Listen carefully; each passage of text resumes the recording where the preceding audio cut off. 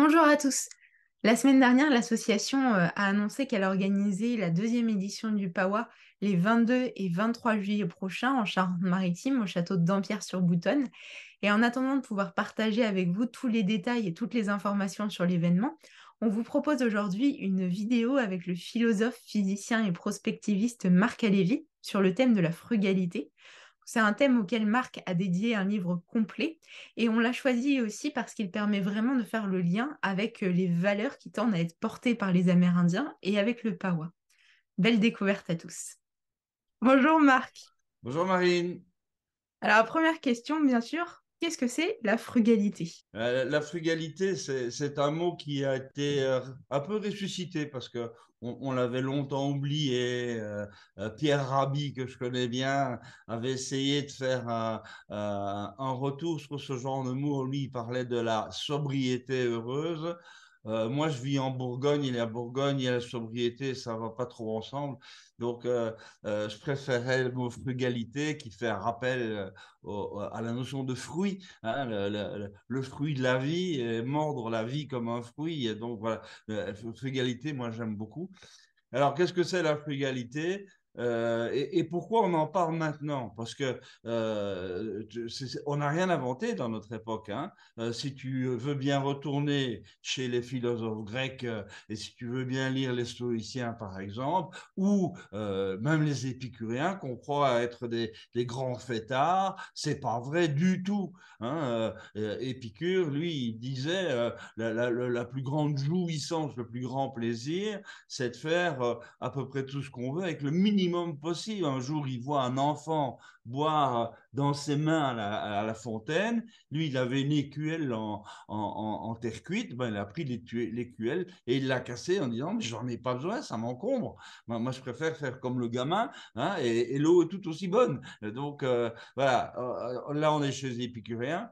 Et les stoïciens, eux aussi, disaient prenez le moins de place possible dans le monde et laissez le plus de place possible au monde, hein. Et donc, vivez bien, pas de souci. Et le sourire, mais le sourire à bon escient et pas dans vos mythes et vos fantasmes. La vie, elle est superbe. Mettez-vous dedans. Et essayez pas de réinventer autre chose, hein. Et donc, vous n'avez pas besoin de grand-chose pour ça. Mais non, moi, j'ai eu une enfance difficile et j'ai eu faim. Avoir faim, c'est pas drôle, hein. Je suis pas en train de prêcher non plus pour l'austérité absolue et devenir tous des êtres faméliques. C'est pas de ça dont je parle, hein. Et donc la frugalité, c'est cette espèce de subtile alchimie entre, oui, bien sûr, il faut satisfaire les besoins de vie normaux pour être bien dans son existence avec soi, avec les autres, avec la nature, bien sûr, mais méfions-nous du superflu. Le superflu est un piège. Le superflu nous mène vite à l'esclavage. On a besoin du superflu. Or, c'est faux par définition des mots, hein. Donc voilà, la frugalité, c'est trouver juste le bon équilibre entre ce dont on a vraiment besoin et le vraiment est important parce que philosophiquement, c'est quoi dont on a vraiment besoin, hein, en termes matériels, mais aussi en termes immatériels. Donc, ce qu'on a vraiment besoin et ce qui est disponible. Parce que c'est pas parce que tu as vraiment besoin de quelque chose que tu l'as là à portée de la main, hein. Donc, il y a cette équation du quotidien à mettre en place et que les Amérindiens résolvent depuis des millénaires de manière tout à fait subtile, avec beaucoup, beaucoup de joie et loin de l'obsession matérialiste ou matérielle que nous avons, nous. Mais c'est vrai qu'on est dans une société où parfois on peut avoir l'impression qu'en consommant, en achetant des choses, on va être plus heureux, que ça va un petit peu peut-être remplir nos vies, nous satisfaire. Et du coup, enfin, comment la frugalité s'articule avec le bonheur? Ça paraît un peu bête comme question, mais est-ce qu'en consommant moins, est-ce qu'on peut quand même être heureux? Est-ce qu'on peut quand même bien vivre, se sentir bien? Alors, Marine, c'est un problème qui, lui, a été bien traité par quelqu'un qui, personnellement, me parle beaucoup depuis longtemps, qui s'appelait Baruch Spinoza. Et Spinoza est donc un philosophe juif d'origine espagnole, mais qui s'est retrouvé à Amsterdam avec ma famille, d'ailleurs, parce qu'on a exactement le même chemin. Et Spinoza a écrit un grand livre qui s'appelle L'Éthique, et où il met incroyablement en avant quelque chose qu'on a complètement oublié. Il dit, s'il vous plaît, arrêtez de confondre le plaisir du corps, le bonheur du cœur et la joie de l'esprit. C'est pas la même chose. Hein. Et il reprend des arguments stoïciens en disant, regardez la course au plaisir. On a goûté à quelque chose, ça nous plaît bien, mais on a envie d'y regoûter et d'y regoûter de plus en plus souvent et d'en prendre de plus en plus de plaisir. Et finalement, on devient complètement esclave de son besoin de jouir du plaisir. Et ça, c'est une prison, c'est de la dépendance. C'est pas ça être heureux, c'est pas ça vivre pleinement sa vie.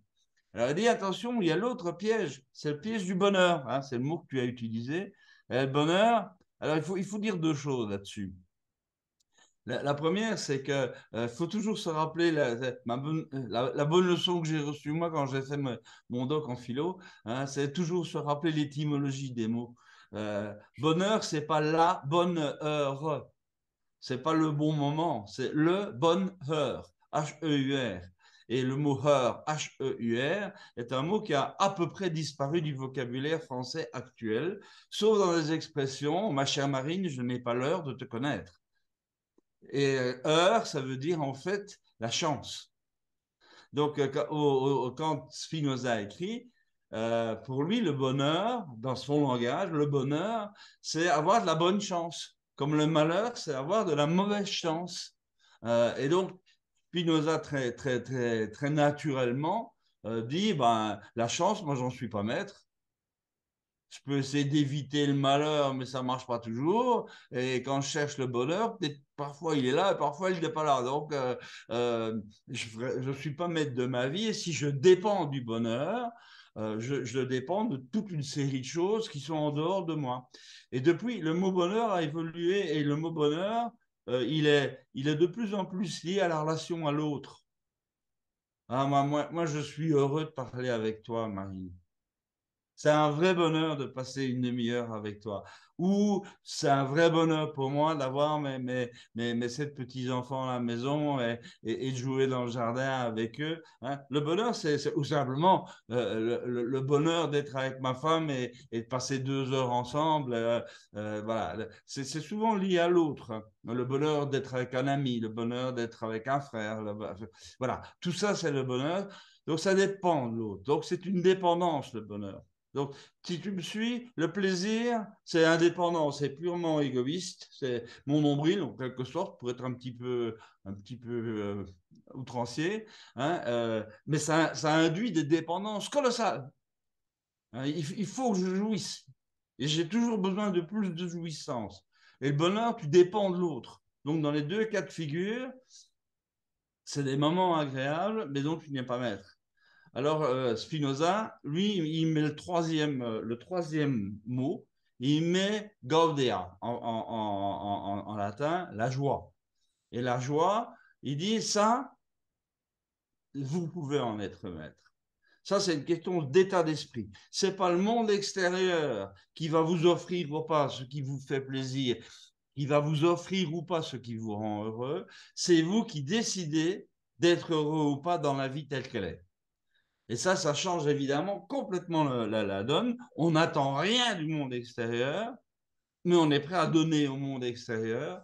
Et cette joie, c'est une attitude de vie qui est plutôt à construire dans son esprit, mais on en est maître. C'est un regard sur le monde. Et alors là, et j'aime bien ces 4 mots-là, pour moi, ils sont importants. On n'est pas dans la dépendance, on est dans l'autonomie, mais une autonomie qui est interdépendante des autres. Moi, je suis autonome dans mon discours par rapport à la frugalité avec toi en face, mais évidemment que ce discours n'est possible que dans une interdépendance avec toi et une interaction avec toi. Hein. Donc, autonomie et indépendance. Et l'autre qui fait souvent hurler aujourd'hui quand on parle de plus en plus d'égalitarisme et tout ça, c'est au contraire l'autonomie, c'est le respect de la différence, le respect de l'autre dans sa différence mais une différence regardée positivement, c'est-à-dire une différence dans la complémentarité. Tu n'es pas moi, je ne suis pas toi, on n'est pas égaux, on est très différents et heureusement, et c'est justement parce qu'on est différents qu'on se rend compte et qu'on va passer un moment délicieux ensemble à évoquer des choses qui nous intéressent tous les deux. Donc voilà. Donc, pour revenir à Spinoza, Spinoza dit la frugalité, elle est très difficile dans le plaisir, parce que forcément, tu dois acquérir des choses pour pouvoir en jouir. Elle est peut-être un peu moins difficile dans le bonheur, mais le bonheur dépend beaucoup des autres. Donc, pour pouvoir atteindre cet autre, tu vas devoir dépenser beaucoup d'énergie, beaucoup de temps, voire de cadeaux, pas forcément matériels. Et bien, en revanche, vous voulez de la joie, vous êtes seul à décider. Mais il faut pour ça vous armer de votre propre courage et vous dire, je suis dans la joie. Et je suis dans la joie de vivre. Et vivre est une pure merveille. Et rencontrer Marine est une splendeur du monde. C'est là-dedans que ça se passe. Voilà. Et donc, je crois qu'il y a là-dessus, il y a peut-être encore un petit mot à dire. C'est que trop souvent, quand j'emploie le mot frugalité ou frugalisme, l'un étant plus dans la vie de tous les jours, l'autre étant plus à connotation philosophique, des gens sont inquiets en disant oui, mais tu étais en train de nous parler de minimalisme. Il faut rien prendre là. Le minimum, juste le nécessaire, à la limite de l'inanition. J'ai jamais dit ça. J'ai jamais dit ça. Parce que je pense qu'effectivement, nous avons besoin d'un peu de surplus, ne serait-ce que pour faire des réserves dans notre corps ou dans notre esprit en cas de pénurie de ressources et que donc il faut gérer ça dans la durée. Hein. Euh, les gens aussi parlent d'ascétisme et ils ont cette image un peu chrétienne, tu vois, le saint qui mange une hostie tous les 2 ans et qui est maigre comme un clou. Hein, c'est pas de ça dont on parle, hein, c'est pas de ça dont on parle, même si ça peut être une voie spirituelle que certains ont parfaitement le droit de suivre. Hein, loin de moi l'idée de critiquer ça. Mais quand moi je parle de frugalité, je ne parle pas d'un ascétisme délirant, je ne parle pas d'une austérité épouvantable, je ne parle pas de privation, je ne parle pas de minimalisme et d'autoflagellation continuelle. Ah non, frugalité, c'est ce qui est vraiment nécessaire au moment où il le faut. Euh, Ni trop, ni trop peu, le bel équilibre de vie dont on peut peut-être parler maintenant d'ailleurs, le moins mais mieux. Voilà. Oui, allons-y, moins mais mieux. C'est la manière dont je définis la frugalité, c'est cette petite expression-là, c'est moins mais mieux. Donc tu vois, c'est trois mots tout bêtes, tout simples. Tous les trois commençant par M comme marque, comme ça c'est facile à retenir, tu vois. Hein, moins mais mieux. Derrière ces trois petits mots, il y a le moins qui pointe vers la quantité. Hein. Moins, c'est moins de quantité, mais évidemment, c'est la contradiction. Et mieux, ça pointe vers la qualité. Et quand on dit une phrase comme ça, on dit ah oui, oui, dans le fond, c'est un bon slogan. Oui, on comprend, on comprend. Sauf que on arrive très vite, si on essaye de l'appliquer à des verbes d'action de notre vie de tous les jours, on arrive très vite à des questions de fond. Si je dis appliquons-le avec le mot consommer, consommons moins mais mieux. C'est toute la, c'est toute la société de consommation qui s'effondre en 10 minutes en disant le but n'est pas de consommer beaucoup, et tu l'as rappelé très justement tout à l'heure, et que dans les années 60 et 70, voire même encore dans les années 80, on avait fait une équation mais complètement fausse. Pour être heureux, il faut consommer. Et plus vous consommez, plus vous êtes heureux. Ben, c'est juste pas vrai. C'est juste pas vrai. Cela dit, il ne peut pas y avoir de bonheur et de joie de vivre s'il n'y a pas une consommation minimale pour être bien dans son corps, bien dans sa tête. Hein. Ne me fais pas dire ce que je n'ai pas dit. Mais donc, consommer moins mais mieux, ça veut dire quoi? ben, ça ne veut déjà pas dire la même chose pour toi et pour moi. On n'a pas les mêmes besoins fondamentaux, on n'a pas le même âge, on n'a pas les mêmes relations sociales, on n'a pas les mêmes aspirations intérieures. Donc forcément, ce qui est moins mais mieux pour toi n'est pas nécessairement ce qui sera moins mais mieux pour moi. Mais ce qui va nous rejoindre, le pont entre nous deux, c'est l'idée moins mais mieux sur la consommation. Et puis chacun fera son scénario, mais au moins on en est conscient tous les deux. Tous les deux, on sait que tous les jours, on va faire un effort pour consommer moins mais mieux. Toute la grande bagarre que nous vivons aujourd'hui avec la grande distribution et l'alimentation, c'est rien d'autre, hein. Quand on dit qu'il faut consommer moins mais mieux, on dit consommer moins de viande, c'est mieux pour la planète, c'est mieux pour votre santé. Oui, ça on dit, et en même temps on dit, mais si vous consommez de la viande, alors essayez que ce soit de la viande de bonne qualité, un élevage bien fait, avec de la nourriture de bétail qui ne soit pas des saloperies chimiques, etc., etc., etc. Hein. Donc, on sent bien que c'est au cœur de notre débat de vie, ça. Moi, mais mieux, on ne l'entend pas comme tel, mais c'est omniprésent comme idée dans notre vie de tous les jours. Alors, on peut continuer. On va être dans un sujet à la mode, le départ en retraite, le travail. Ah, c'est chouette ça, travailler moins mais mieux. Alors, travailler moins, ça, on a beaucoup entendu. Ça, il n'y a pas de problème. Ah oui, non, non, on ne va pas aller jusqu'à 65 ans ou 64 ans, ou comme les Allemands ou les Hollandais jusqu'à 67. Non, non, non, non, non, non, au contraire. On va travailler moins et moins d'heures par semaine. Martine Aubry, c'est 35 heures. Hein, il faut travailler moins. Il n'y a pas un seul discours que j'ai lu ou entendu depuis qu'on discute sur les retraites qui dit OK, on peut travailler moins, mais le prix à payer, c'est de travailler mieux. Parce qu'il faut que notre pays reste compétitif, il faut que la qualité produite dans nos produits soit suffisante pour être compétitif par rapport aux marchés mondiaux, ce qui permet de faire rentrer des devises et peut-être d'aider un tout petit peu à colmater cette dette nationale absolument faramineuse qu'on a accumulée depuis quelques années. Hein. Donc là, il faut raison garder aussi. Mais tu vois, ce qui, moi, me frappe, c'est qu'on dit travaillez moins. Et on oublie toujours de dire ce qu'il y a après, mais travaillez mieux. Alors forcément, si on tronque la phrase et qu'on ne garde que la première moitié, ça ne veut plus rien dire. Dire bon, on ne fait plus rien. Et si on ne fait plus rien, ben, on ne gagne plus d'argent. Donc l'État va nous donner de l'argent. Ah, il va aller chercher où l'État? Ah, mais ça, c'est son problème, c'est pas le mien. Et on tourne en rond comme ça dans un système absurde. Hein. Donc je crois qu'il ne faut jamais oublier le mieux quand on parle du moins. Hein, moins mais mieux. Une autre application que j'aime bien, nous sommes entrés, surtout grâce au numérique, dans un monde de la communication. Et tout le monde veut communiquer avec tout le monde. Et ça donne des réseaux sociaux dont la pauvreté est navrante. Parce que tu as là des quantités monstrueuses de bits, BIT, hein, dans lesquels il y a un contenu égal, asymptotiquement égal à zéro. Avec des dégâts derrière tout plein, parce que les gens qui sont tellement bourrés d'informations dans leur tête qui valent rien, mais ça prend toute la place des informations qui pourraient valoir quelque chose. Donc en réalité, communiquer moins mais mieux.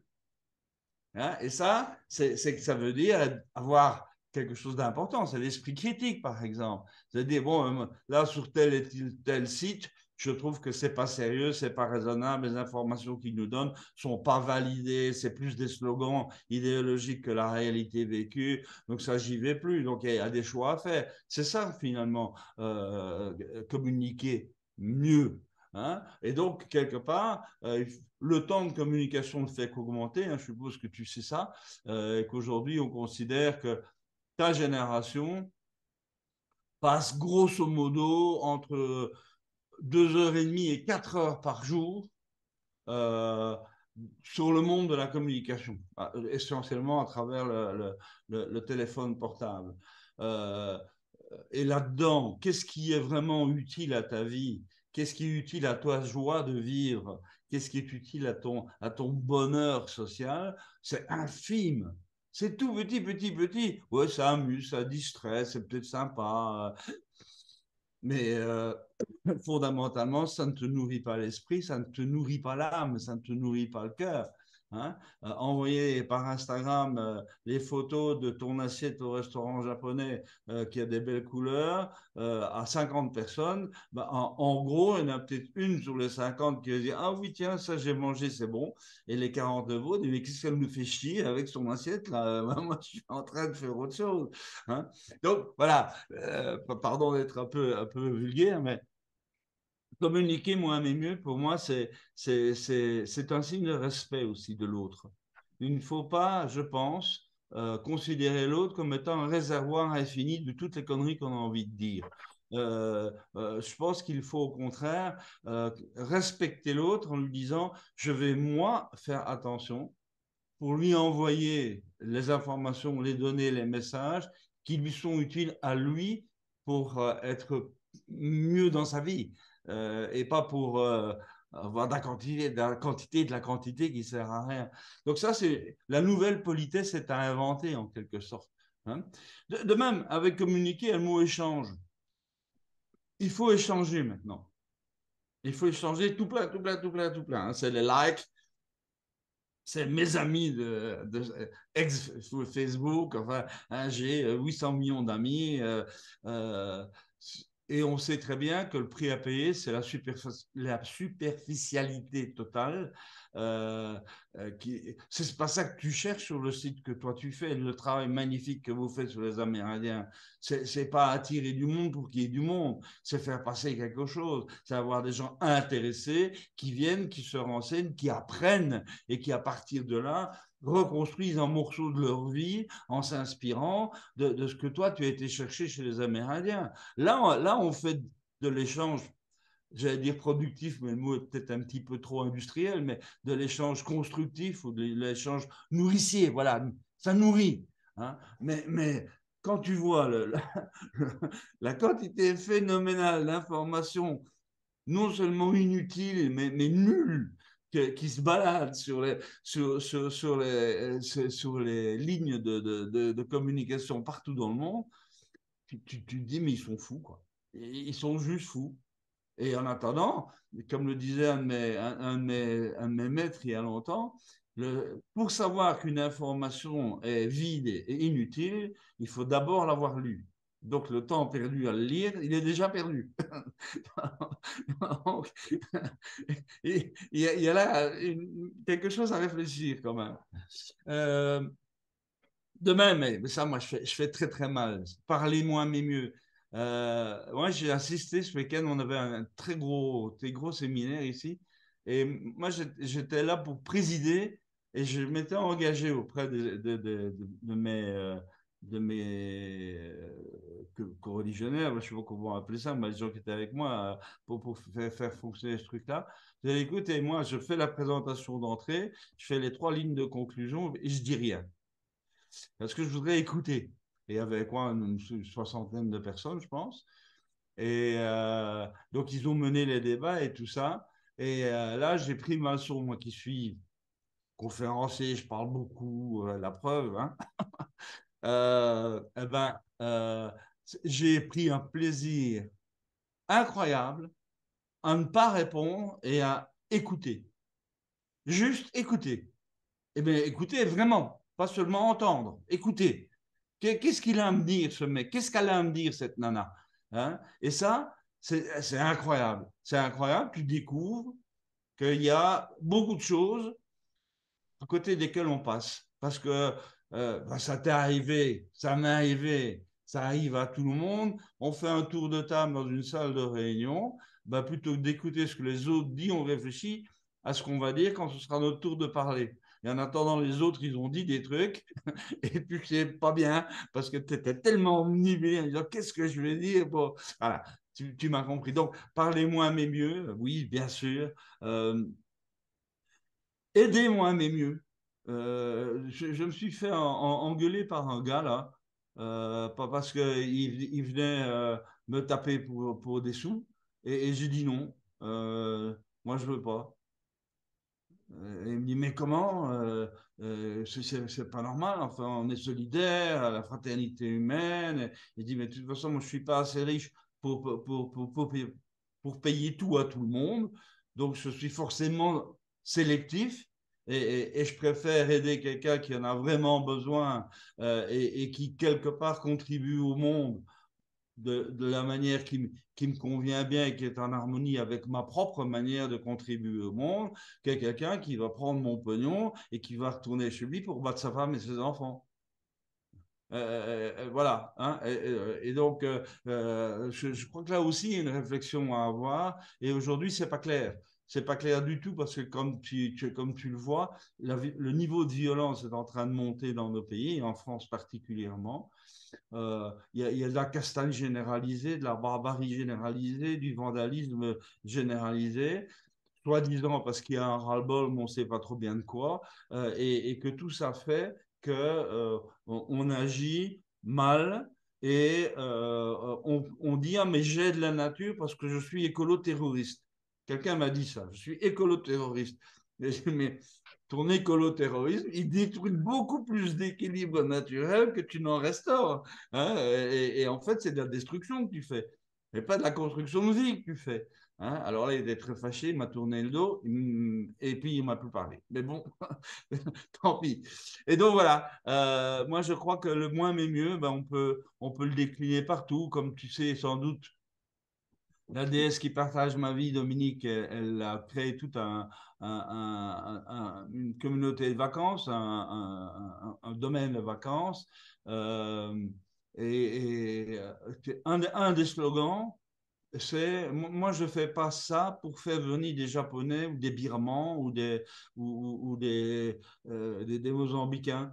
C'est même pas du tourisme, c'est du ressourcement plus ou moins local. Donc le but du jeu, c'est plus de faire des longs voyages. Le but du jeu, c'est trouver un endroit où tu peux te ressourcer, retrouver ton énergie, ton calme, et tu dois pas nécessairement faire 8000 km d'avion pour ça. Hein, tu vois, donc, moins mais mieux. Là, on est aussi, tu as bien compris que sur cette liste du moins mais mieux, on pourrait passer 3 jours non-stop. Hein. Voilà. Donc, moi, je crois que c'est quelque chose qu'il faut méditer. Et là où j'ai une mauvaise nouvelle, c'est que il n'y a pas la martingale, il y a pas les 10 commandements du moins mais mieux. C'est à chacun à construire son moins mais mieux à soi, euh, parce qu'on peut être, on est que son seul maître par rapport à ça. C'est de l'éthique, c'est pas de la morale populaire ou générale, c'est de l'éthique personnelle. Il y a des choses, bah non, ça je fais pas. Point. Ça, c'est ma décision à moi. Maintenant, quelqu'un d'autre, lui, euh, préfère faire ça comme ça. Ok. Je dois le respecter. Deux, j'ai toujours le droit de lui expliquer pourquoi je considère qu'il a tort. Et trois, ben, après ça, on va quand même pas se taper sur la gueule. Quoi. Donc, euh, le respect mutuel fait aussi partie de ce moins mais mieux. Hein. Voilà. Je vais d'ailleurs tout de suite te proposer une entrée en matière à propos des Amérindiens, que je connais pas bien, mais il y a toute la météo. Comme tu sais, moi je suis en moitié américain et j'ai baigné dans cette culture américaine, dont Buffalo Bill, quoi.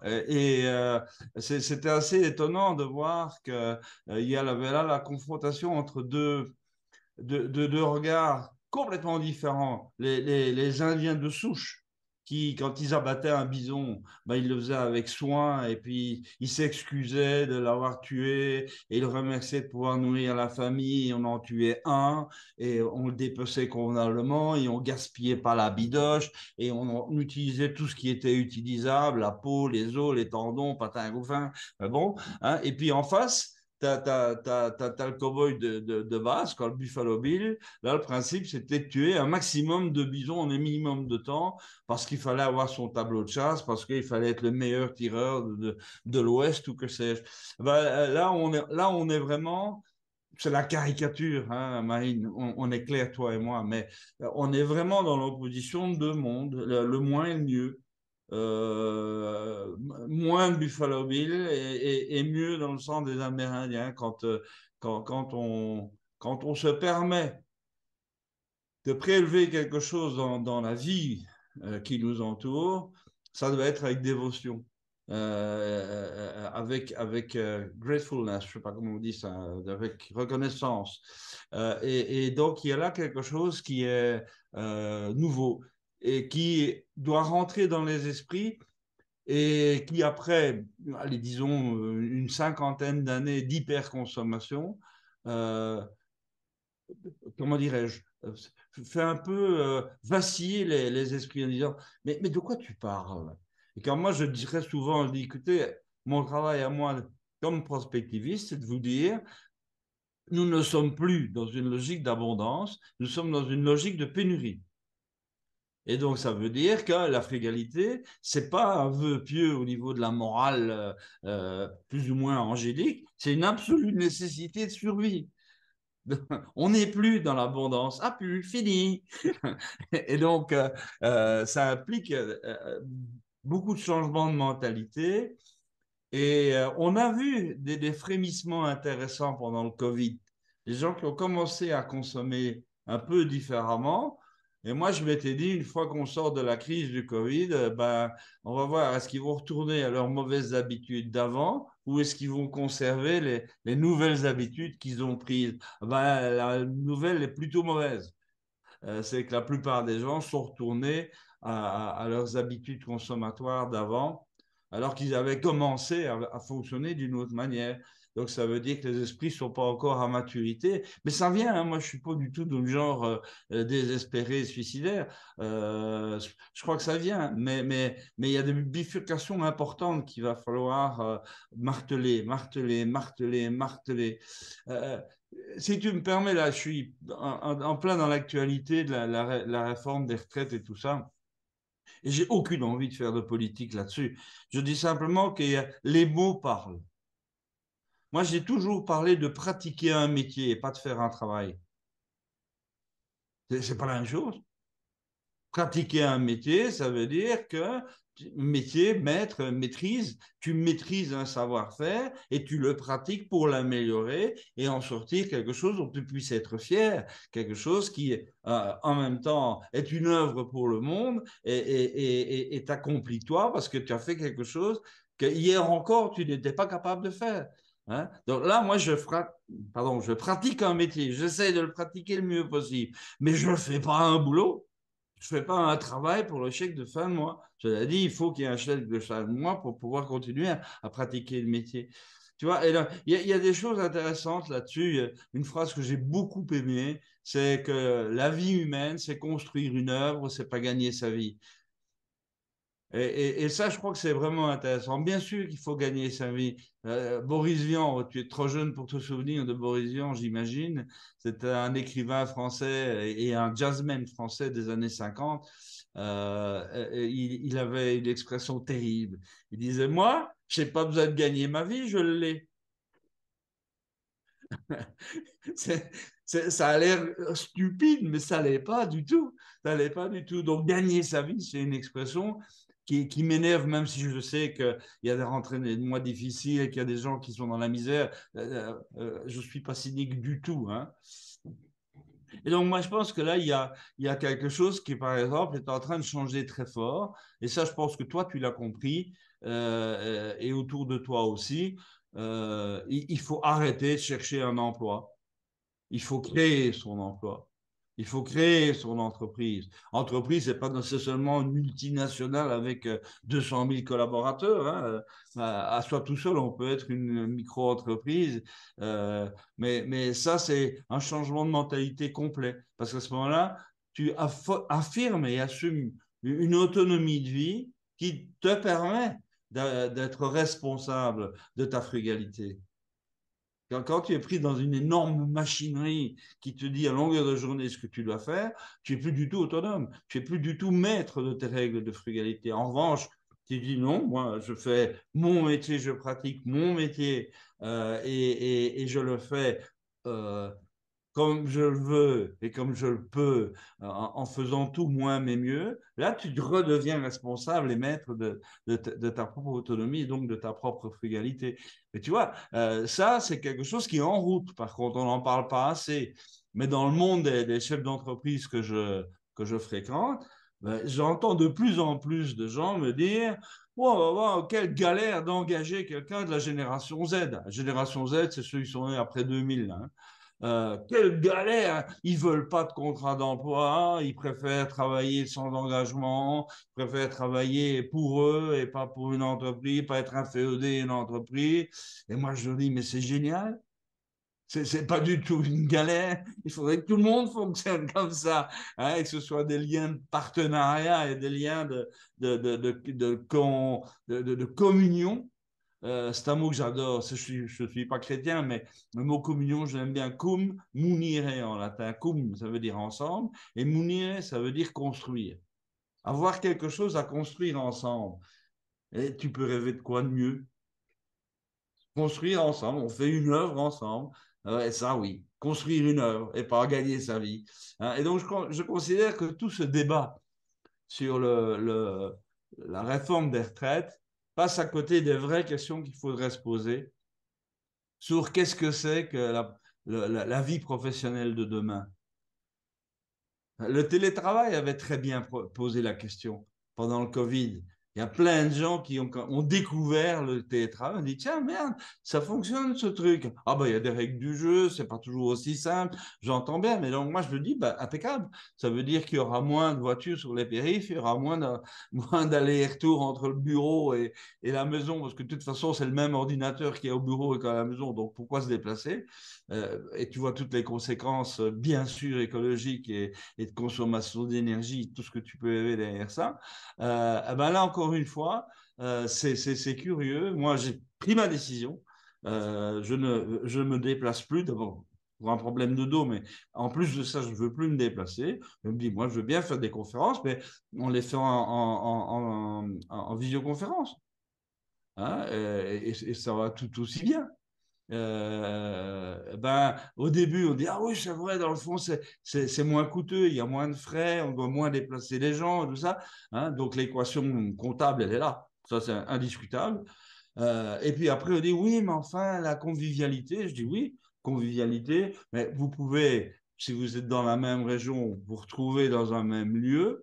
Hein, s'il y a 3-4 kilomètres à faire chacun, ben, vous trouvez un chouette lieu sympa où vous pouvez prendre un bon repas entre vous, etc. Mais moi, je ne dois pas forcément faire 3000 kilomètres pour venir dans le même lieu. Donc, voilà, c'est ça de gagner, quoi. Donc on est là dans des choses qui sont en chemin, qui sont indispensablement en chemin, mais qui ne sont pas encore assez loin. Encore un autre exemple. Moi, j'aime bien faire la différence fondamentale entre se ressourcer et se divertir. Et ça, encore une fois, c'est Spinoza et Pascal, les deux, Blaise Pascal, qui disait le divertissement, c'est être tiré en dehors de son chemin. C'est donc perdre son temps. Par contre, se ressourcer, c'est prendre un temps pour aller rechercher les ressources et l'énergie mentale ou physique dont on a besoin pour pouvoir bien continuer à bien marcher sur son beau chemin. C'est pas du tout la même chose. Alors, si tu vois la manière dont les gens répartissent leur temps de vie, leur temps d'éveil, eh bien, tu as de plus en plus de temps de divertissement et de moins en moins de temps de nourriture, mais pas au sens manger, hein, dans le sens alimenter son cerveau, alimenter son cœur de passion, etc., etc. Et donc, ça, je trouve que c'est un recul. Mais ça viendra, hein, je pense que les choses reprendront leur place. Moi, je crois aussi qu'il y a eu un grand changement. Moi, je suis né après la Seconde Guerre mondiale dans une famille pauvre, et ma mère en a parlé, je n'ai pas connu mon père, il est mort avant ma naissance, et ma mère disait toujours, Marco, il faut absolument que tu réussisses dans la vie pour pas être dans une galère comme moi je suis. Il faut que tu réussisses dans la vie, et pour réussir dans la vie, il y a pas de miracle, tu dois étudier beaucoup et tu dois travailler beaucoup. Voilà, il fallait réussir dans la vie. Et puis, il y a eu mai 68, mais mai 68, c'est ma génération, ça. Et en mai 68, on me disait, mais non, mon petit gars, on t'a raconté des conneries, c'est pas réussir dans la vie qu'il faut faire, c'est réussir ta vie qu'il faut faire. Ah, ça c'est bien aussi. Et donc, tu te mets à réfléchir. Et comme j'ai fait après ça la philo, ce qui m'avait interpellé, c'était le mot réussir. Mais ça veut dire quoi, réussir? Par rapport à quoi? Par rapport à quel regard? Par rapport à quel mètre ruban? Tu mesures quoi? Réussir, il faut réussir. Par rapport aux autres, ça c'est l'échelle sociale, ça. Réussir dans la vie, c'est gagner plus d'argent, une plus grosse voiture, une plus grosse maison. Bon, euh, comme disait un de mes copains, de toute façon, même si tu veux changer de cravate tous les jours, avec 365, tu en as assez, hein. Donc, et réussir sa vie, ça veut dire quoi? Ça veut dire quoi, réussir sa vie? C'est à quel moment j'ai une vie assez longue pour savoir que j'ai pas eu en moi les mêmes ressorts non-stop ces 70 dernières années. C'est les circonstances qui font qu'il y a des chemins qui s'ouvrent, il y a des possibilités qui s'ouvrent, des nouvelles perspectives qui s'ouvrent, et que donc réussir ma vie, c'est un bon zigzag quand même, hein, et je suis pas sûr d'avoir tout réussi, loin de là. J'ai en tout cas réussi 6 enfants, donc ça c'est déjà pas mal. Derrière ça, là maintenant, moi je pense que le mot réussir, il faut le bannir. Il ne faut plus parler de ça. Il faut parler d'épanouissement. C'est-à-dire d'être comme un arbre qui pousse, il pousse tous les jours, mais il ne sait pas comment il va grandir le lendemain. La seule chose qu'il sait, c'est qu'il va aller au bout de son arbritude, de sa capacité d'être arbre, et il va voir ce qu'il y a comme lumière, comme eau, comme sels minéraux, comme vent, et il va essayer d'utiliser tout ça au mieux pour devenir le plus bel arbre qu'il peut devenir. Ben moi, j'appelle ça s'accomplir, j'appelle ça s'épanouir, et c'est beaucoup plus important que de réussir, hein. Et alors, qu'est-ce que je veux encore te dire? Ben oui, euh, quelque chose qui est banal de dire, mais qui est malheureusement pas encore bien ancré dans les têtes, c'est que il faut travailler tous les jours à devenir ce que l'on est et non pas à paraître ce que les autres voudraient qu'on soit. Et ça, c'est quelque chose. J'en ai fait ma devise, ça. Mon papa spirituel, c'est Nietzsche. Et Nietzsche avait une très jolie phrase. Il disait, deviens ce que tu es et fais ce que toi seul peux faire. Et j'en ai vraiment fait ma devise, deviens ce que tu es. Cherche pas à plaire, cherche pas à paraître. C'est pas les artifices, c'est pas les signes extérieurs qui vont faire quoi que ce soit pour toi. Non, deviens ce que tu es à l'intérieur de toi. Construis-toi toi-même. C'est la préséance, si tu veux, de l'intériorité sur l'extériorité. Et ça, je crois que c'est vraiment très, très important parce que l'extériorité coûte très, très cher. Il faut se déguiser tout le temps. Et les déguisements sont de plus en plus chers. Donc, on consomme de plus en plus de déguisements à la con qui servent à masquer ce que tu es vraiment et à t'empêcher de devenir ce que tu devrais vraiment devenir. Donc, voilà, il y a une espèce de cercle vicieux comme ça qui s'est mis en place et il faut casser ce cercle vicieux. Voilà, c'était les quelques bifurcations que j'aurais aimé partager avec toi. Moi, je te remercie, Marc. C'est vrai que tout ce que tu dis, je trouve que ça fait énormément écho à, aux valeurs en fait qui sont portées par les Amérindiens, à toutes les leçons qu'ils peuvent nous transmettre, que ce soit par rapport au respect de la nature. Je vois, alors je ne sais pas si c'est le cas de tous les peuples, mais en tout cas beaucoup disent qu'ils se sentent jamais aussi bien que quand ils sont dans la nature et qu'ils vivent de façon très simple, avec juste en chassant, etc. Et je trouve que c'est des choses qui sont quand même à méditer, à se dire que, alors du coup, pas le bonheur, puisque on a vu avec Spinoza que c'était peut-être pas de cette façon-là qu'il fallait réfléchir, mais en tout cas que la joie était peut-être comment dire, à nourrir autrement, pas juste en consommant, etc. Et qu'on pouvait Oui. s'accomplir autrement, ouais. Et ce que ouais, je connais mal, et tu le sais très bien, les civilisations amérindiennes, mais ce qui paraît relativement clair, c'est que le monde humain, c'est en gros cassé en deux grands mondes. Il y a le monde de ceux qui veulent dominer la vie, il y a le monde de ceux qui veulent vivre dans la vie. Et les Amérindiens, c'est typiquement ça. Je suis plein de reconnaissance d'être vivant dans la vie. Et la vie de ce brin d'herbe, de cet arbre, de cette mésange, c'est la vie, donc c'est aussi la mienne. Et j'ai pas besoin, pour être bien, de capturer la mésange ou de cueillir la fleur. Hein, un jour, je me souviens qu'un de mes enfants voulait absolument, avec pleine gentillesse, cueillir une jolie fleur pour maman, pour sa maman. Et je lui ai dit, mais pourquoi, avec tellement de cruauté, arraches-tu les organes sexuels de cette plante? C'est ça, cueillir une fleur. Et alors là, il m'a regardé. Et... Oh, ah, j'aurais jamais vu ça comme ça.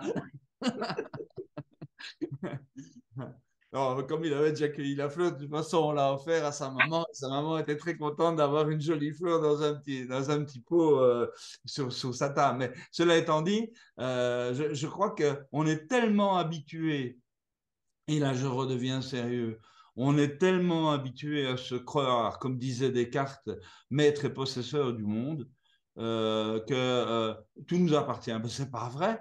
C'est nous qui appartenons au monde et pas le monde qui nous appartient. C'est nous qui appartenons à la vie et c'est pas la vie qui nous appartient. C'est nous qui appartenons à l'esprit et pas l'esprit qui nous appartient. Et donc, moi, je crois qu'il y a là une inversion d'équation absolument indispensable. Et voilà. Et alors, la dernière chose, c'est que pour être bien dans la vie, ben, il faut être en harmonie avec elle. Et être en harmonie avec elle, et ça, chaque fois que je le lis, on hurle, mais je m'en fous, c'est qu'on est beaucoup trop nombreux sur Terre. Il y a beaucoup trop d'êtres humains sur Terre. Aujourd'hui, la Terre, de manière durable, la planète Terre, ne peut soutenir de manière durable que de l'ordre de 2 milliards d'êtres humains. On est 8 milliards maintenant et on va être 10 milliards en 2050. Donc ça veut dire qu'en 2050, on sera 8 milliards de trop. La Terre ne peut pas suivre. Donc, il suffit.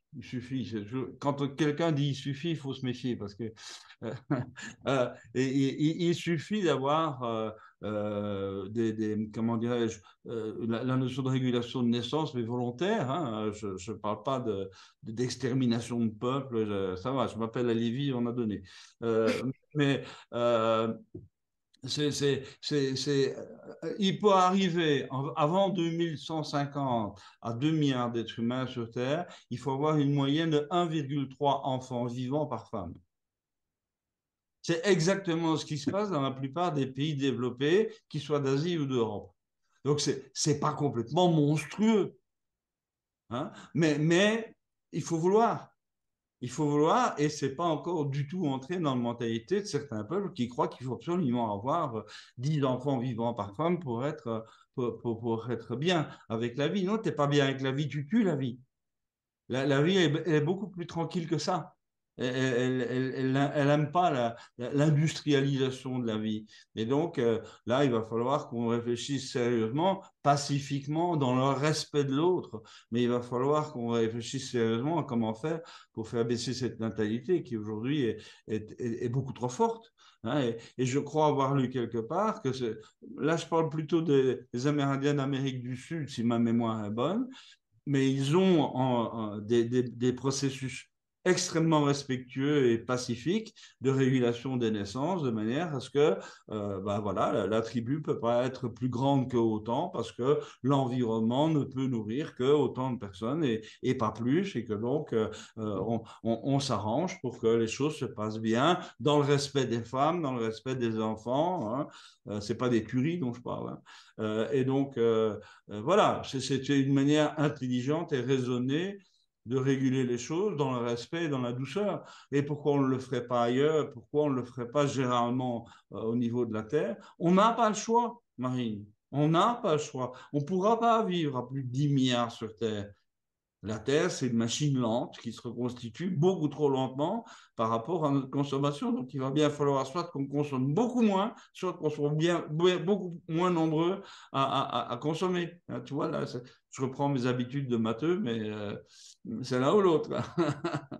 Voilà, j'ai répondu à ta question. Oui, oui, bah oui, c'est vrai on a beaucoup d'enjeux à répondre devant nous et c'est vrai que je pense qu'on peut bah, de toute façon, c'est un petit peu l'idée de l'association quand même, hein, qu'on a quand même beaucoup à apprendre, ou en tout cas beaucoup à s'inspirer des autres peuples autochtones qui sont autour de la Terre et qui ont trouvé déjà au cours de leur histoire beaucoup de réponses, beaucoup de façons de vivre qui sont très intéressantes.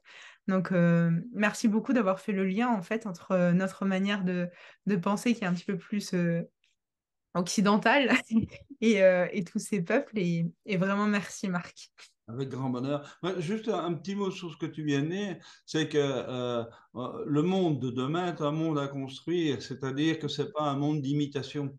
Et il faut, et c'est le mot que tu utilises, et j'aime beaucoup ce mot, il faut s'inspirer d'autres expériences humaines. Ça ne veut pas dire cracher dans sa soupe et dire que les autres ont raison sur tout. C'est pas vrai. C'est juste pas vrai. En revanche, aller s'inspirer de partout, avoir cette communion des cultures qui permet de créer quelque chose qui tienne à peu près la route, étant donné que les paramètres de base ont changé. Le climat n'est plus le même, les ressources sont plus les mêmes. Enfin, je te passe tous les détails que tu connais mieux que moi. Donc s'inspirer, oui. Imiter bêtement, non. De se créer ensemble, en fait, comme tu disais, construire ensemble, exactement. Ouais. Eh ben voilà, sur ce bon mot, moi je t'embrasse. Je te souhaite une bonne fin de journée Merci à toi aussi, Marc. et Merci beaucoup. à bientôt, hein. À bientôt. Avec grand plaisir. Au revoir, Marine. Au revoir.